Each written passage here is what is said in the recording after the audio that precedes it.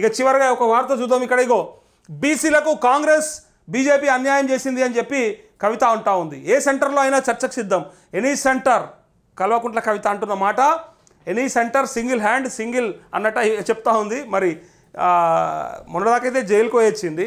So 42% రిజర్వేషన్లు అమలు చేయాల్సిందే. మరి మనం ఎంత శాతం రిజర్వేషన్ చేసినాం, ఎంత ఉంటే ఎంత తగ్గించినాం అనేది మనకు ఎరుకుండాలి. తెలిసి కావాలని ఇవన్నీ మాటలు మాట్లాడతారు వీళ్ళు. సరే నాయకులు కదా, వాళ్ళకి ఏదైనా చెల్లుబాటు అవుతుంది, ఏదైనా చెల్లుబాటు అవుతుంది.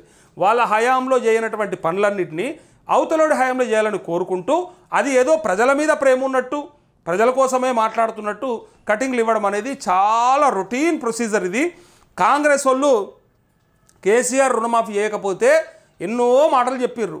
1,00,000 రూపాయల రుణమాఫీ చేయడం చేతగాని దద్దమ్మ 25,000 చొప్పున ఒక 4 సార్లు అక్కడక్కడ విడతల వారిగా చేసి అది మిత్తికి కూడా సరిపోయినటువంటి పరిస్థితులలో రైతుల నెత్తి మీద అప్పు పెట్టి అలా చేతుల చిప్ప పెట్టినావు కేసీఆర్ అని తిట్టిన కాంగ్రెస్ వాళ్ళు ఇవాళ అధికారంలోకి రాగానే కథం గయబ్.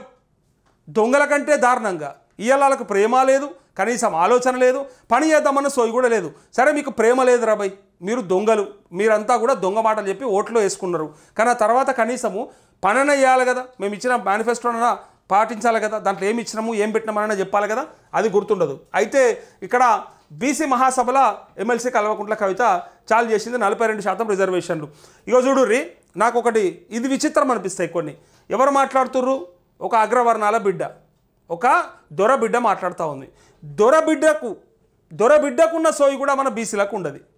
అంటే దొర బిడ్డకు ఏం సోయి ఉన్నది అంటే తనకున్న ఆలోచన ఇవన్నీ కూడా ఓట్ల రూపంలో వస్తాయి కాబట్టి దీన్ని ఎందుకు కాదనుకోవాలి, మీకోసం కొట్లాడింది నేను, మాట్లాడింది నేను అని చెప్పుకోవడానికి చేస్తారు. నేను మొన్న కూడా చెప్పిన, కోటీశ్వరులు పెద్ద పెద్ద విలాసవంతమైన జీవితం అనుభవించే వాళ్ళు పేదోని గురించి మాట్లాడుతుంటే మనం వింటుంటాం. ఇట్లా వాళ్ళ స్పీచ్లను ఇట్లా చేతులు కట్టుకొని అబ్బా మా కోసం మస్తు మాట్లాడుతున్నారు ఇలా అంటాం. ఆడు కోటీశ్వరుడు అయి ఉంటాడు, మిలియనీర్ అయి ఉంటాడు, మన కోసం మాట్లాడేటోడు, కానీ మనకు మాట్లాడనీకి రాదు.